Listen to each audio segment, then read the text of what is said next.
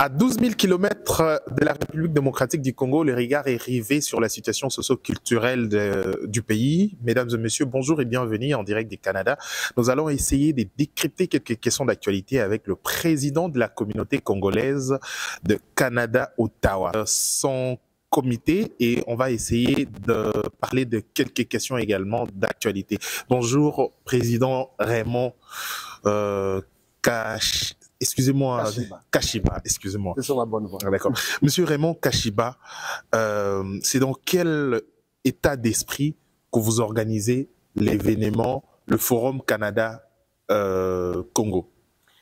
Alors, l'idée, c'est de contribuer au développement donc, de notre pays, économiquement, mais également culturellement, parce que c'est un événement qui a plusieurs angles, hein, même diplomatiquement, parce que ça peut aider à faciliter des relations entre le Congo et le Canada.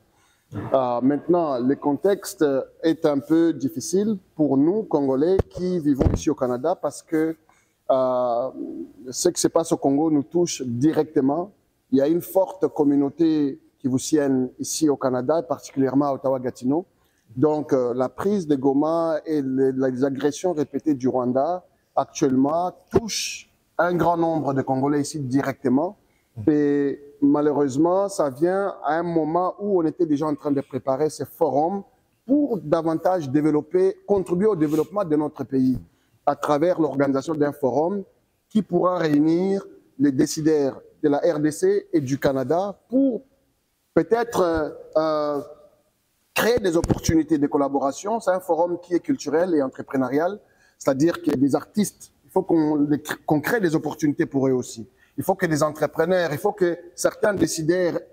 On a parlé beaucoup d'investissement, de trouver des partenaires publics-privés, mais l'idée, c'est quand la majorité des partenaires arrivent peut-être directement au Congo, avec certaines difficultés que nous connaissons, nous Congolais, la majorité reviennent ou le projet n'existe plus. Alors nous avons dit qu'on crée un cadre où certains décideurs viennent ici et certains investisseurs viennent ici on crée une plateforme qui est un peu, on va dire, neutre pour permettre des échanges, des discussions avec ses partenaires potentiels.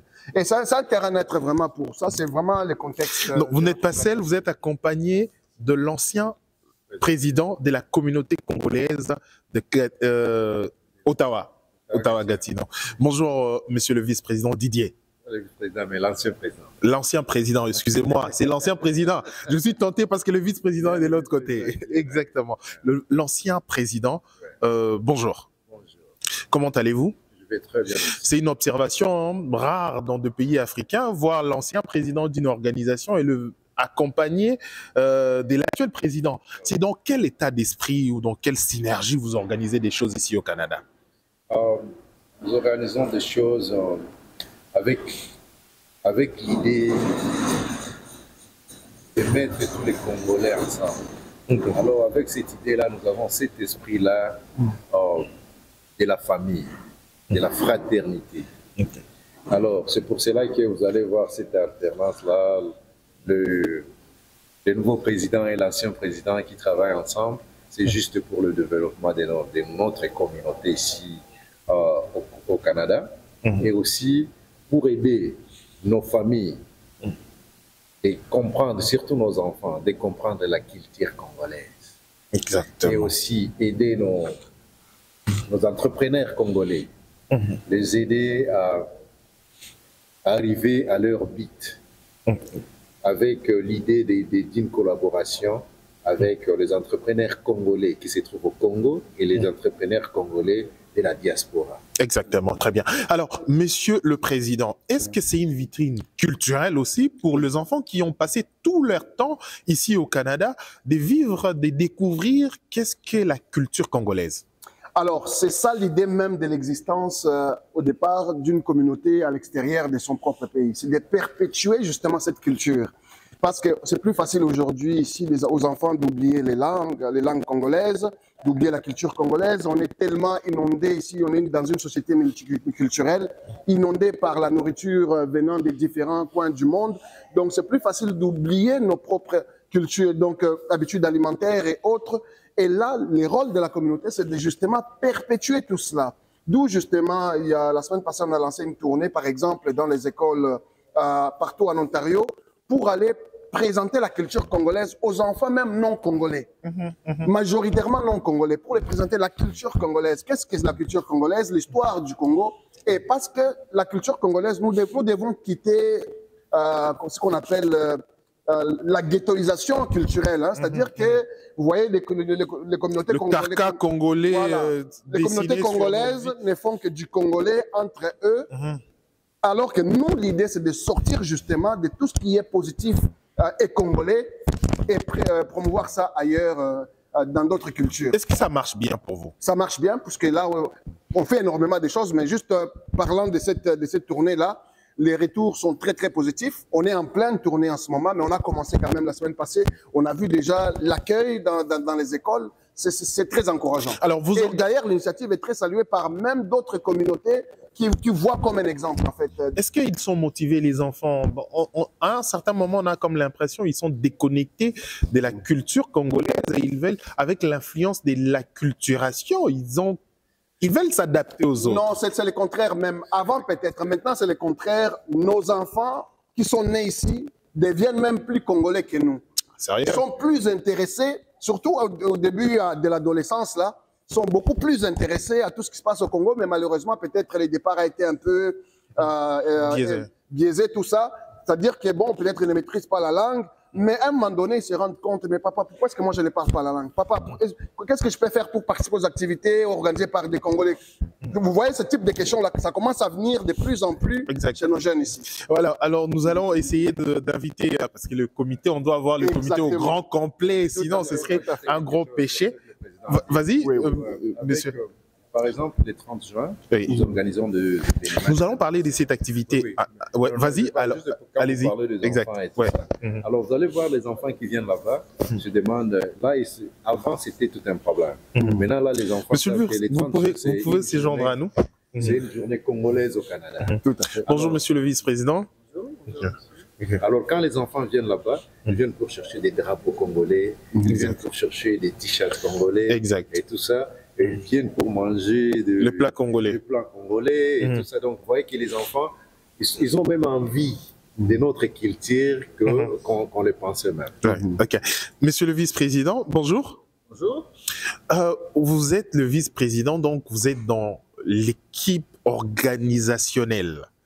Comment vous préparez l'activité de Forum Canada RDC, Canada-Congo? Nous travaillons en équipe, mais en même temps, nous essayons de nous répartir les tâches selon nos compétences et nos intérêts.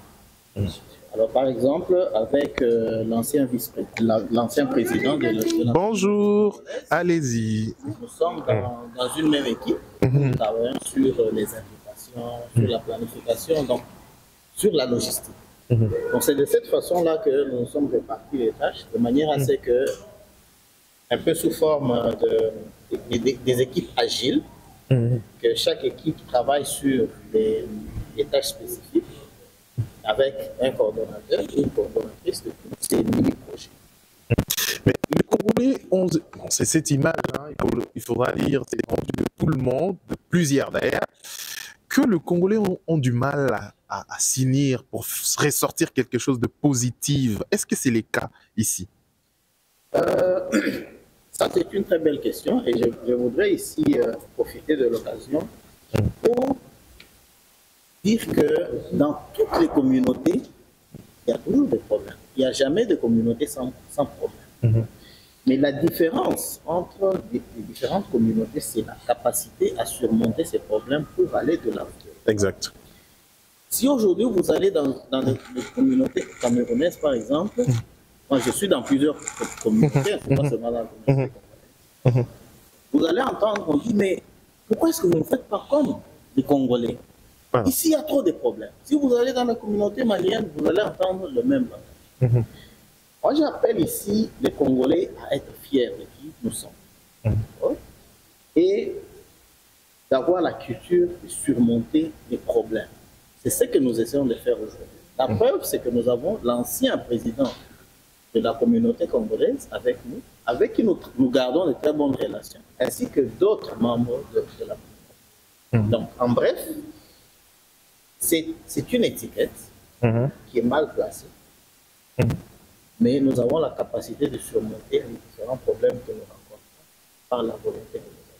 Merci beaucoup, monsieur le vice-président. Vous pouvez vous présenter aussi le nom et... Oui, bonjour à tous. Mon nom est Patrick Kabongo. Je suis congolais de père et de mère, ressortissant de Mbujimaï, au Kasaï oriental. Merci beaucoup. Vous pouvez passer, monsieur. Vous pouvez vous présenter d'abord, commencer par vous présenter et par la suite, il y a une petite question pour vous. Merci pour la parole. Mon nom est Chaban Maïto. Je suis DGA de la communauté congolaise et en même temps, je joue le rôle de coordonnateur culturel. Qu'est-ce que vous faites pour ramener cette énergie positive canadienne, que vous avez, de choses que vous avez apprises ici, pour reconstruire le pays dans la communauté canadienne, ou soit la communauté congolaise ici au Canada? Très bonne question, mais nous, ce que nous faisons, c'est que, micro, s'il vous plaît. Nous, ce que nous faisons, c'est que nous analysons un peu les passés, les gens qui nous ont précédés, et puis nous essayons de voir un peu les failles, où ces gens-là ont eu des problèmes, ont eu des difficultés, et c'est en ces moments-là qu'on essaie de voir, mais nous, en tant que Congolais qui résidons au Canada, comment est-ce que nous allons faire pour améliorer ces côtés-là? Et c'est comme ça, avec des efforts minimes, on essaie quand même de nous en sortir tranquillement. Ben, d'accord, merci. Monsieur le Président, Oui. L'activité est prévue pour quelle date? Alors, les 28, 29, 30 juin et 1er juillet. Pendant 4 jours, il y aura des festivités, donc ici même dans cette enceinte, l'hôtel des villes de Gatineau. Et et la dernière journée, c'est une journée dédiée qui coïncide avec la fête du Canada, donc les 1er juillet. Donc il y aura effectivement les festivals de la culture congolaise avec certains artistes bien appréciés du Congo qui viendront justement ici célébrer avec nous. Est-ce que c'est juste pour les Congolais qui sont ici au Canada? Non, c'est pour tous les Congolais qui sont partout dans le monde. Actuellement, nous recevons des appels et des inscriptions des gens venant de partout dans le monde. On parle de la Zambie, on parle du Kenya, du Tanzanie, on parle de Dubaï, on parle même de la France, des États-Unis. Donc c'est un événement rassembleur. On a plusieurs réservations déjà des gens venant du Congo directement. Donc c'est un événement qui est mondial, mais dont l'accent est mis sur le Congo et le Canada. Parce que nous voulons faciliter les relations entre les deux pays, mais nous ne sommes pas fermés aux autres qui veulent contribuer à cet objectif-là. Alors, comment les Congolais qui sont au pays, qui veulent participer à cet événement, parce que vous avez vendu et il y a une rêverie déjà, qu'est-ce qu'ils peuvent faire pour venir participer à cet événement? Ils vous suivent en ce net moment. Alors, c'est un événement déjà majeur parce que nous parlons de connecter. Déjà, le slogan de l'événement, c'est connecter, collaborer et croître. Donc, pour que cela se passe, il faut que justement qu'il y ait des Congolais de toutes catégories confondues, des entrepreneurs principalement, mais on parle également des décideurs, on parle également des acteurs culturels qui veulent promouvoir la culture congolaise, mais apprendre aussi des autres. Parce que nous avons ici aussi au niveau du Canada des intervenants parmi les plus importants, des intervenants culturels, institutionnels comme privés. Nous avons également des décideurs qui seront là et des investisseurs également. Donc nous voulons vraiment connecter les deux sociétés dans tous les sens possibles. Mais l'idée, vraiment la finalité, c'est de faciliter les relations entre les deux pays. Nous ne sommes pas une structure officielle du gouvernement, mais nous pensons que nous sommes des ambassadeurs informels et nous pouvons contribuer à unir justement les partenaires. Actuellement, le Canada rencontre un problème, on va dire, avec les États-Unis, qui est un partenaire de très longue date. il y a des problèmes, le Canada doit se diversifier. Et donc, pourquoi? C'est une opportunité pour le Congo comme pour d'autres pays. C'est en ce moment même qu'on doit saisir cette opportunité, venir présenter ce que nous avons à vendre au Canada et voir ce que nous pouvons acheter au Canada également. Donc, il n'y a pas meilleur moment qu'à ce moment. Est-ce que c'est aussi un moment de rencontre d'affaires? C'est surtout un moment de rencontre d'affaires et ensuite culturel. C'est les deux ensemble. Mais principalement, c'est vraiment affaires, c'est politique et c'est culturel. Alors, merci. Une question au vice-président. Monsieur le vice-président, monsieur Patrick Kabongo, quelles sont les activités qui sont retenues pour le 30, et le 28, le 29 et les 30? Il y a plusieurs activités. Excusez-moi. Oui. Oui, il y a plusieurs activités. Il y aura des kiosques. Par exemple, il y a des entrepreneurs congolais, canadiens, qui viennent de partout, qui feront partie du forum, qui vont venir exposer leurs entreprises, leurs produits.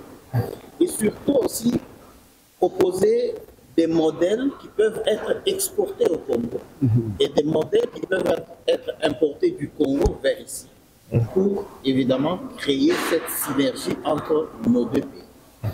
Il y aura aussi des activités culturelles. Yeah. Vous savez que le Congo est reconnu comme un grand pays pour la Rome. On aura des expositions par rapport à ça. Quand on parle de la Rome, est-ce qu'il y aura des artistes congolais reconnus? Bien sûr, il y aura des artistes congolais reconnus. On est encore en négociation, on ne pourra pas dévoiler les noms tout de suite. Mais on peut dévoiler néanmoins pour un seul. Pour Bill Clinton, par exemple, Bill Kalonji. Lui, on peut déjà confirmer. Bonjour Kalonji. Mais il y en a d'autres. Il y en a d'autres. Aussi, Omba. Omba, on parle des Aïda, okay, voilà, okay. On parle des Mbata Chala. Non, il y a Aïda, il y a Tito. Ah, donc même le vice-président est associé déjà dans le comité. Oui. Ah, c'est limité vraiment. Ouais, c'est bien. Donc, nous avons tous ces artistes et comédiens-là. Ok. Et des artistes comédiens et des artistes de la musique. Il y a des acteurs culturels, pas seulement les musiciens, mais même ceux qui animent derrière, administrateurs culturels, tout ça. Il y a des délégations du ministère de la Culture. Donc, ça touche vraiment quand même plusieurs niveaux. La même chose ici, hein, c'est vraiment tous les décideurs culturels à un certain niveau, très haut, qui vont également être là. Une question à deux niveaux. S'il y a des autorités, par exemple congolaises, qui veulent participer, est-ce qu'ils sont le bienvenu? Et deuxièmement, les artistes aussi qui sont au Congo, qui veulent participer, est-ce qu'ils sont le bienvenu? Pour venir exposer, pour venir suivre. Oui, juste pour continuer ma réponse, et en même temps répondre à la tienne. Tout le monde est les bienvenus. Les autorités congolaises, les politiciens, tous, et aussi les universités. Nous insistons sur les universités. Nous nous rendons compte que dans la plupart des événements comme ça, nos universités sont absentes. Nous insistons. Les universités sont aussi des business. Plus que jamais, nous avons besoin que nos universités et nos institutions d'enseignement s'impliquent dans ce genre d'activités pour voir des modèles qui existent ici, qui peuvent être répliqués au pays. Exact. Alors, et la question, pour les artistes, les autorités sont les bienvenus. Mais c'est quoi Je peux même ajouter sur ça que au niveau des autorités, déjà, on a plusieurs confirmations quand même. Et même certains sont en train de mener leur démarche des visas, tout ça pour être... C'est une question pertinente, hein, de savoir, parce que il faudra dire, hein, il ne faut pas se voiler la face, c'est pas facile d'obtenir le visa pour venir au Canada. Quel mécanisme est mis en musique pour faciliter ceux qui veulent participer? Alors, il y a deux choses. Au niveau de la communauté congolaise, pour cet événement en tout cas, il y a une certaine organisation. Donc, toutes les personnes qui achètent leurs billets de participation, en ce moment-là, ils vont faire leur demande de visa. Évidemment, on envoie les lettres d'invitation aux participants à l'événement. Donc, une fois que ces personnes-là commencent leur démarche administrative pour le visa, on va leur donner les numéros des demandes de visa. Nous avons besoin de ces numéros de demande-là pour qu'on puisse soumettre afin que la demande soit traitée quand même assez rapidement par l'immigration. Ça, c'est une entente officielle pour cet événement-là spécifiquement.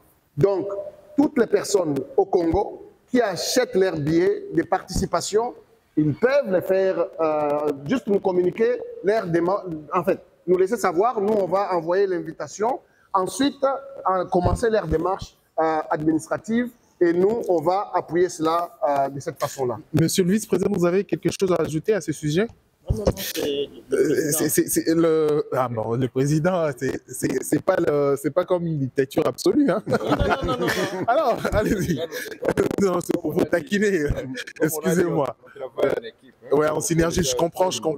Exactement, ça se complète aussi. Le vice-président, l'ancien président, vous avez quelque chose à ajouter à ce sujet? Oui, juste la seule chose que je voulais ajouter. Donc, quand ils font leur demande, on leur envoie le formulaire d'abord. Pour personnaliser leur invitation. Exactement. Et quand on reçoit ça, c'est là qu'on prépare la lettre d'invitation, on les envoie. Exact. Maintenant, il y a de petites choses à faire après, parce qu'ils doivent avoir le rendez-vous, tout simplement le visa, aussi l'autorisation à partir des gens qui travaillent, par exemple, tel part. Exactement, le congé. Les congés, tout ça. Donc, ils doivent avoir, par exemple, des lettres d'autorisation pour accompagner la lettre de la motivation. Et aussi, il y a aussi l'hébergement. Ils doivent s'assurer qu'ils ont la... Mais qu'est-ce que vous proposez ici, par exemple, dès qu'ils achètent le billet, oui, ou l'invitation, et qu'est-ce que vous garantissez au-delà de l'invitation, dès qu'ils sont ici? Est-ce qu'ils sont pris en charge par l'organisation? Est-ce qu'ils ont quelque chose... Je ne sais pas, est-ce qu'ils auront accès à l'événement ou il faudra encore payer le frais de participation? Alors non, dès que la personne achète son billet de participation, à frais uniques. Donc ce prix-là de participation à l'événement, donc c'est un billet d'événement. Donc vous êtes garanti qu'avec ces montants-là, vous allez participer à toutes les activités pendant les 4 jours, sans problème. Mais maintenant, ça n'inclut pas l'hébergement, ça n'inclut pas les transports, ça n'inclut rien du tout. Ça, c'est juste la participation à l'événement. Mais vous pouvez faciliter les personnes qui viennent pour la première fois au Canada? Oui. Dans le sens que s'ils veulent que, voilà, prenez pour moi l'hôtel, venez ceci, venez cela, j'envoie mon temps pour les faire. Il y a quelqu'un qui va les faire sans problème. Mais nous, principalement, on vend les billets pour l'événement. Et c'est qu'on garantit, parce que c'est un événement de réseautage. Veux ou veux pas, c'est ça qu'on doit comprendre. C'est un réseautage d'un certain niveau. D'abord culturel, diplomatique, entrepreneurial. Donc, c'est vraiment ce que nous, on garantit. Et par la suite, pour l'organisation logistique, là, on peut s'arranger dépendamment des besoins de chacun. Merci. On va prendre cet élément et nous allons revenir juste après pour continuer la dernière partie d'ailleurs de l'événement pour visiter l'espace.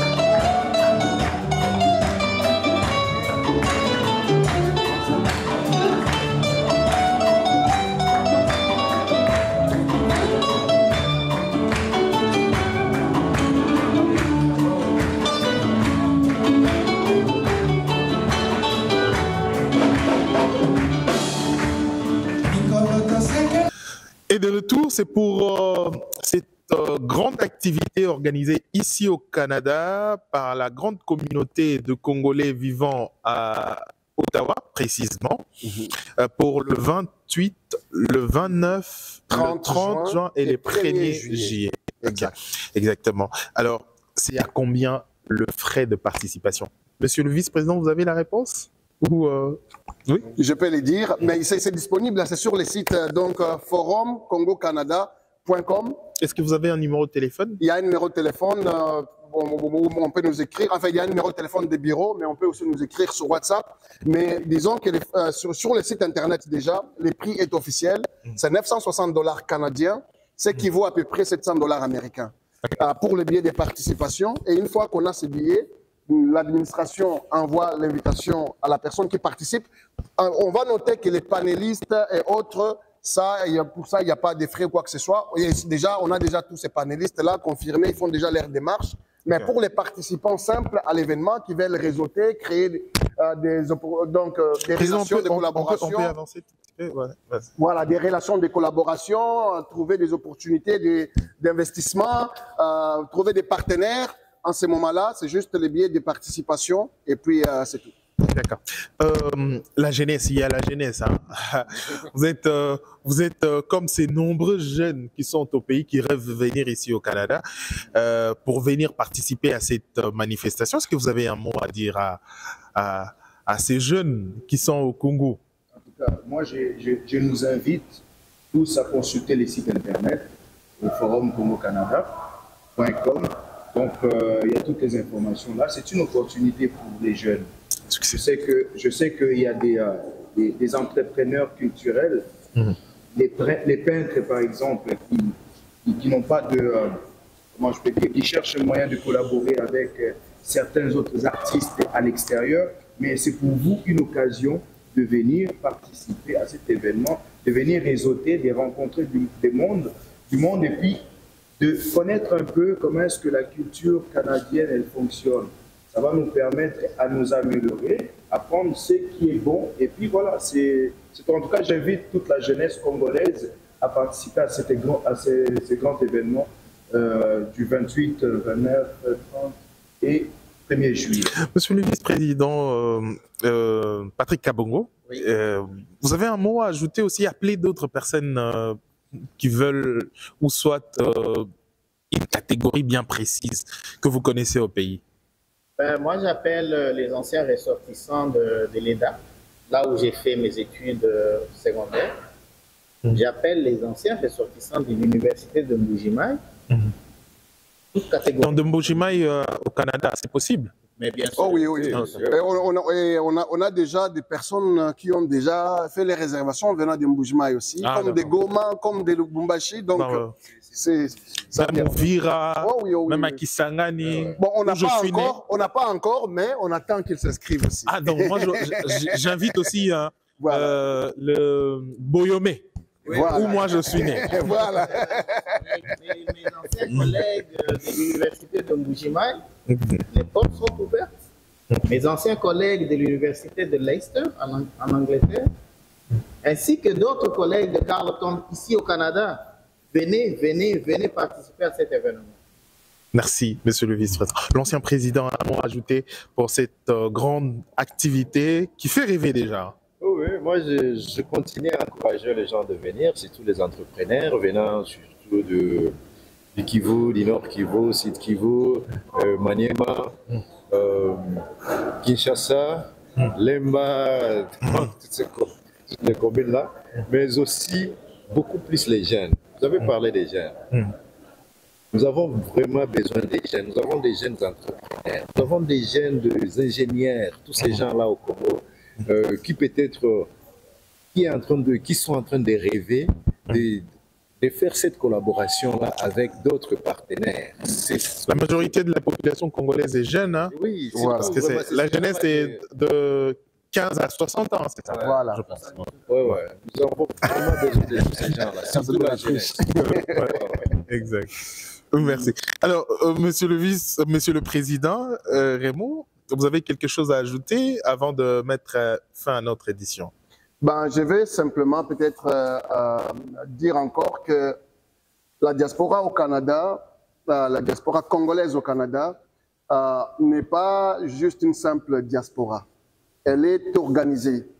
C'est parmi au monde de la diaspora, c'est parmi au monde de la diaspora la mieux intégrée.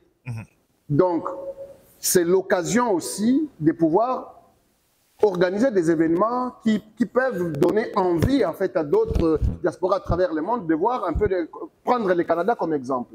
Cet événement qu'on organise, même s'il n'a pas encore eu lieu, c'est les plus grands événements que la diaspora a eu organisé au Canada. On n'a jamais connu un événement de ce type-là. C'est la première fois, c'est un très grand événement. Donc, venez, faites partie de l'histoire, que ce soit vous, Congolais du Canada, vous, Congolais de la diaspora de façon générale, et vous, Congolais qui êtes au Congo, participer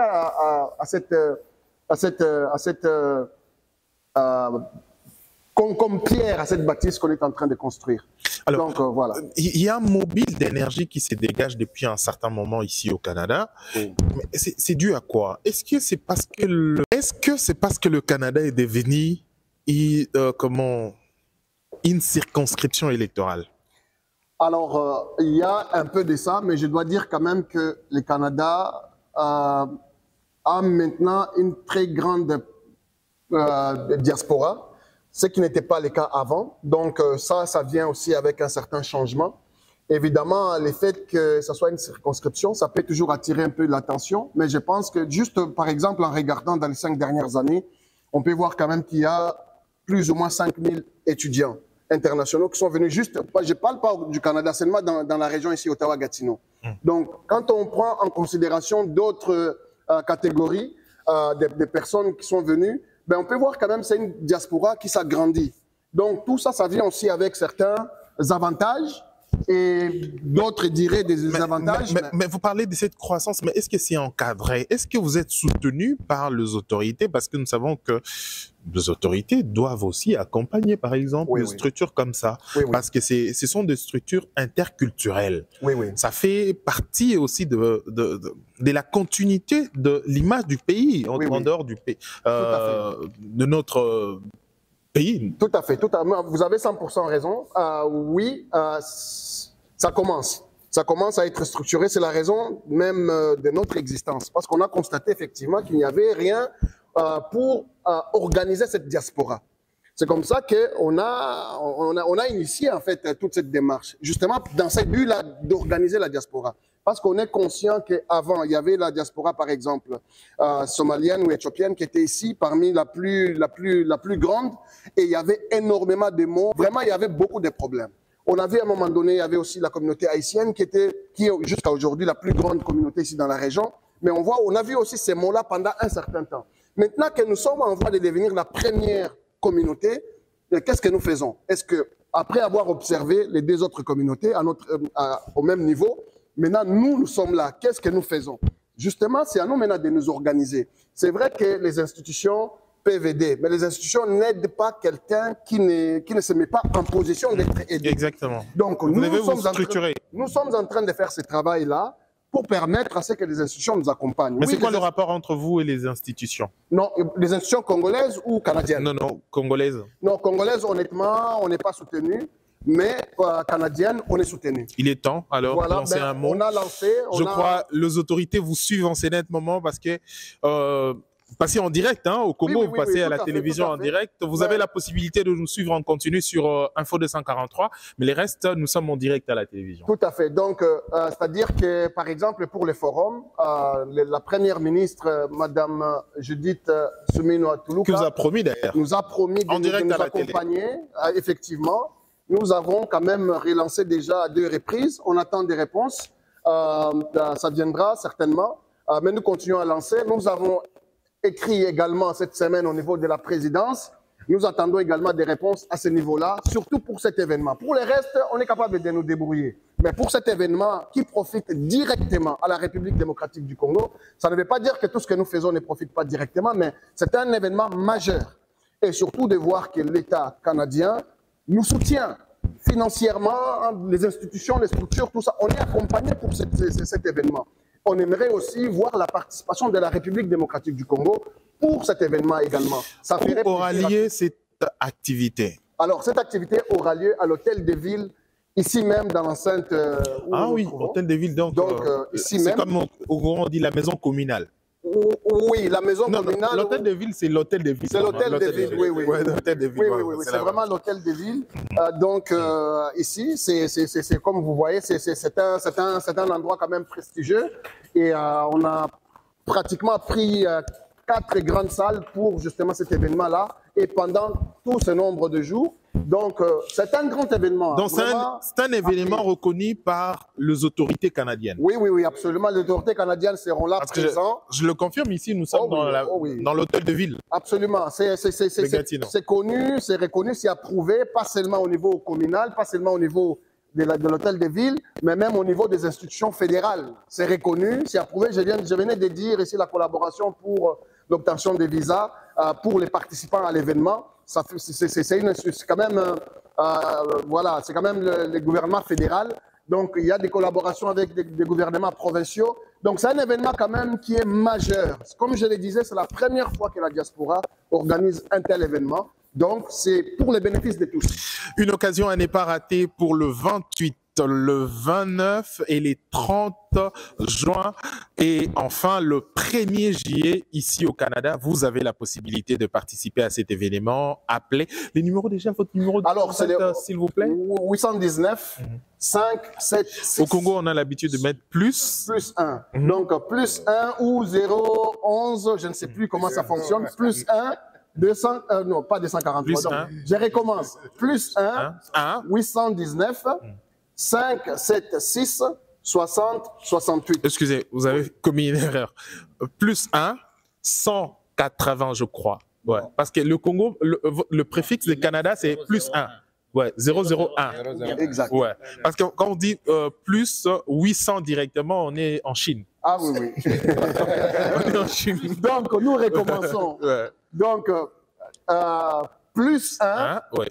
8, 1, 9, Exact. 5, 7, 6, 60, 68. C'est le numéro de téléphone WhatsApp, mais sinon, les numéros de téléphone bureau, nous avons les 343, 883, 9943.